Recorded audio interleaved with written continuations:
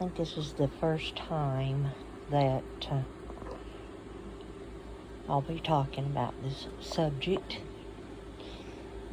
but it's probably time, and you guys might know me from Roscoe and P. Coltrane, my dog, and Sophie, and my video on TikTok with the mules and stuff. And I'm a pretty happy-go-lucky person. I've been following a lot of mothers on here that have daughters or sons that have no contact, and unfortunately I happen to be one of them. And I blame myself. I tried to make all the excuses in the world at the beginning, and it wasn't my fault, and they did this, and blah, blah, blah, but I don't know, the more I think about it, and pray about it, and grow, because it's been almost 2 years with one daughter, the youngest, and then right at October will be 1 year for the oldest daughter. I just think that, of course, each side has a story, and each side wants to tell their story. I don't think I was the best mother in the whole wide world with them growing up. I know I wasn't. There's so many things. It's funny how when you get old, I read a scripture says, you'll reap what you sow. And if that's not true for me, come so far, I still have hope.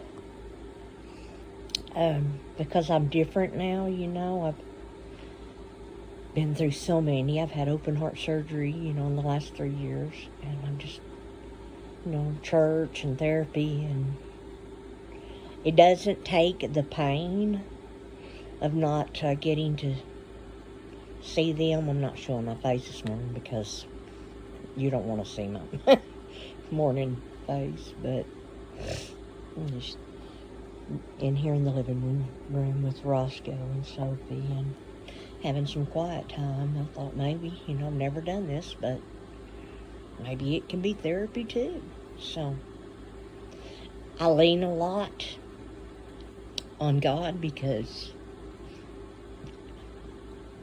in my eyes and the way I view things, and I look back on a lot of stuff, I can see Him there when nobody else was. I have been abandoned a lot in my life, and I laugh about that because I've worked through a lot of it as a child, not being raised in a good environment. Father was abusive, mother left me when I was 3, husband left me after 30 years.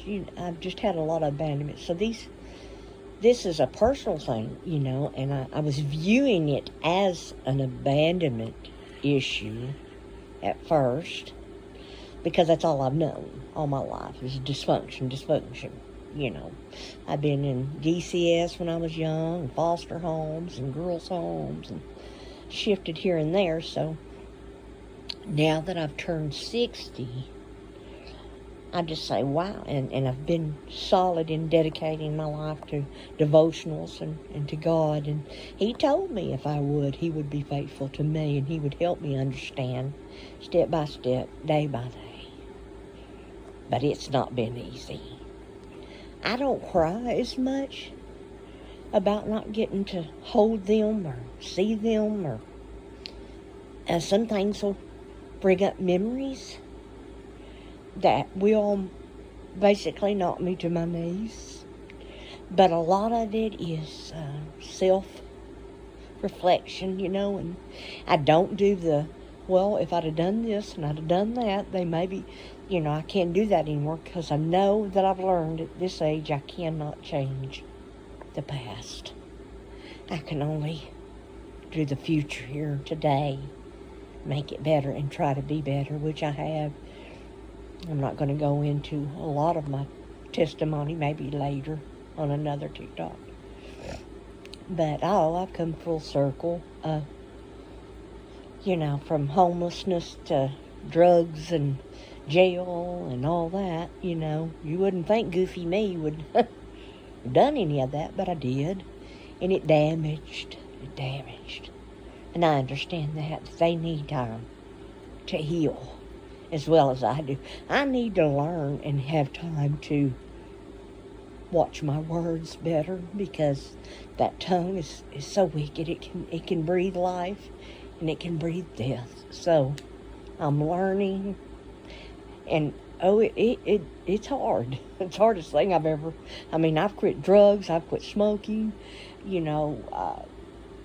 Lots of addictions in my life. This is by far trying to break, which I don't know if you'd call it was an addiction, but trying to deal with it and learn how to live every day with not having contact with my daughters and just my sons.